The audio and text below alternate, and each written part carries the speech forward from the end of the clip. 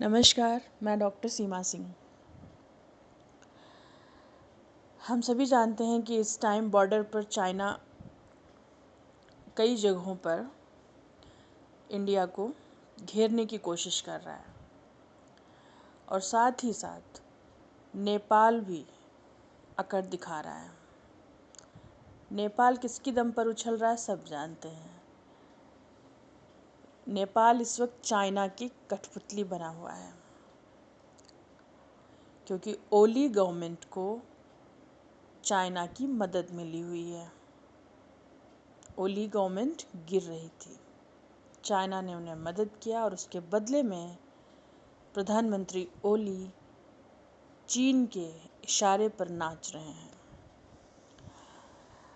अब क्या है डिस्प्यूट इंडिया और नेपाल के बीच? इंडिया और नेपाल के बीच तो यूजुअली डिस्प्यूट नहीं होते थे,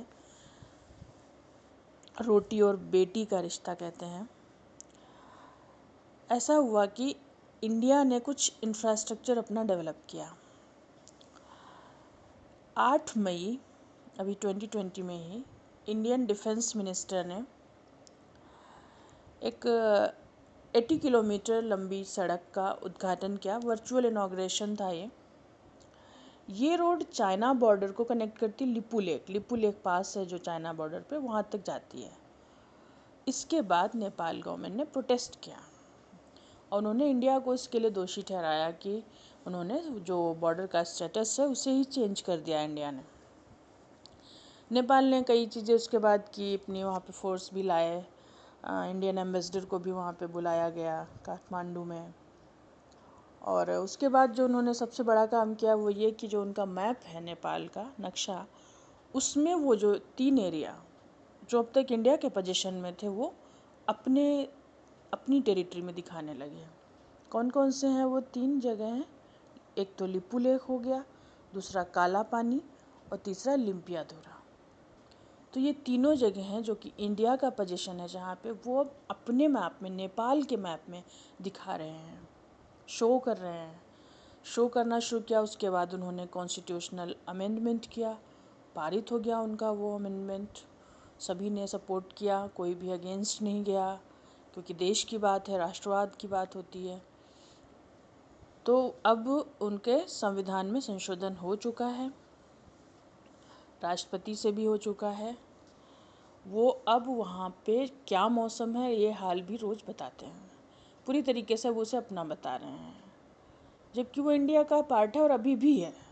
हमने वहाँ पे अपना कोई क्लेम छोड़ नहीं दिया उनके कहने से कि उन्होंने अपने मैप में दिखाना शुरू कर दिया, क्योंकि ये बहुत लंबे समय से इंडिया की टेरिटरी में है और इस पर ये सॉवरेनिटी जो यहाँ पे इंडिया की है, इसको चाइना ने भी रिकॉग्नाइज किया था 2015 में। ये एक स्ट्रेटेजिक इम्पोर्टेंस का रीजन है। ये जो नई रोड बनी है, this is the very quickest link between Delhi and Tibetan plateau. बहुत ही जल्दी पहुंचा देने वाली ये सड़क यहाँ पे बनाई गई है। तो जो 2015 स्टेटमेंट था, चाइना ने भी यहाँ पे रिकॉग्नाइज़ किया था यहाँ पे इंडिया की सॉवरेनिटी को, और उसने माना था कि यहाँ से लिपू लेक पास जो है, लिपू लेक दर्रा, यहाँ से ट्रेड को बढ़ाया जा सकता है।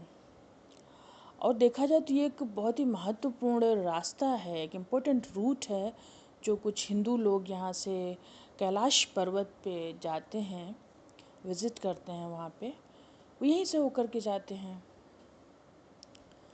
अब ये देखा जाए कि इंडियन रोड कोई ओवरनाइट तो बन नहीं गई कि शाम को शुरू की गई सुबह बन गई हो, एक समय लगा इसमें।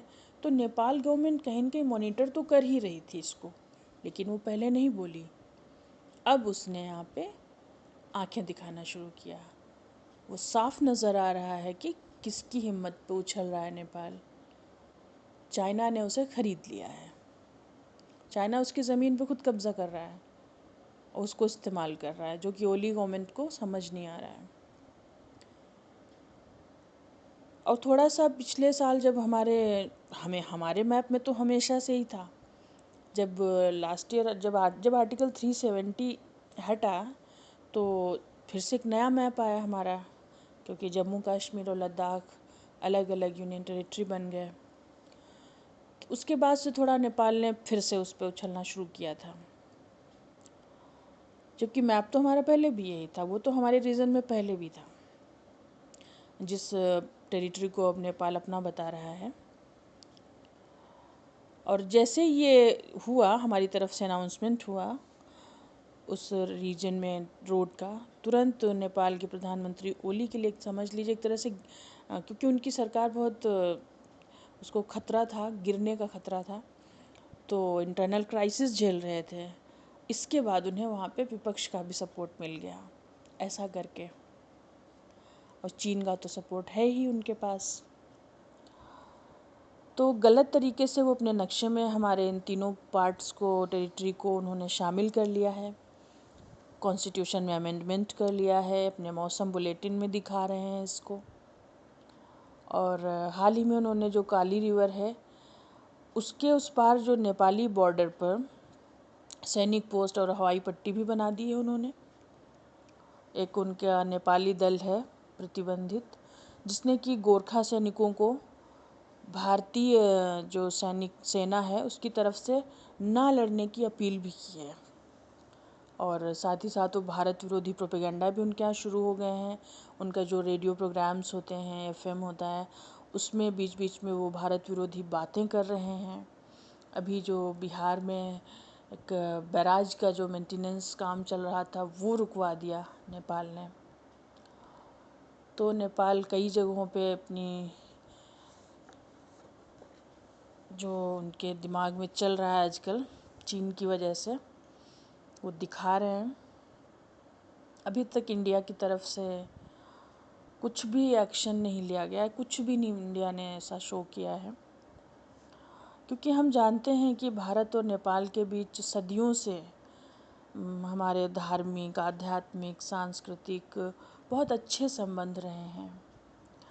इंडिया ने एक बिग ब्रदर की भूमिका निभाई, हमेशा इंडिया नेपाली लैंग्वेज इंडिया में कॉन्स्टिट्यूशन में उसको रखा गया है। हर तरीके से उनको यहाँ पे सभी सुविधाएं अवेल की जाती हैं।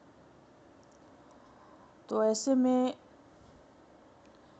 इंडिया को क्या करना चाहिए, क्योंकि हम अपने नेबर के साथ संबंध उनकी तरह तो हम नहीं कर सकते हैं, संबंध हम नहीं ख़राब कर सकते हैं। हम ट्रैक 2, ट्रैक 3, ट्रैक 4 किसी भी तरीके की डिप्लोमेसी के ज़रिए अपने संबंधों को सुधारना ही हमारे पक्ष में होगा।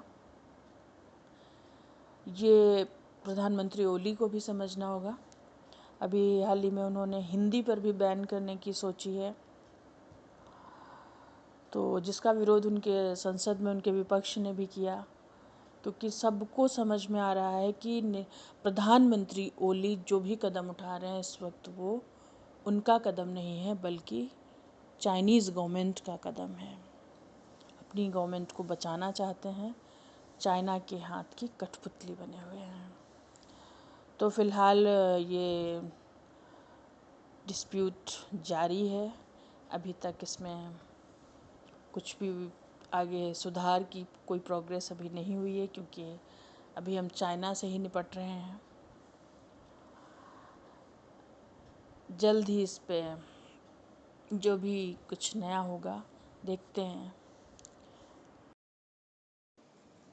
यदि वीडियो आपको अच्छा लगा हो तो प्लीज़ लाइक कीजिए, शेयर कीजिए, और मेरे चैनल डॉक्टर सीमा अमित को प्लीज़ सब्सक्राइब कीजिए। Thank you. इस कठिन समय में हमें अपनी इंडियन आर्मी का सपोर्ट करते रहना है, उनके साथ खड़े रहना है, उन्हें सम्मान देना है, क्योंकि वो जब बॉर्डर पे सेफ रहेंगे तभी हमारा देश सेफ रहेगा। जय हिंद, जय भारत।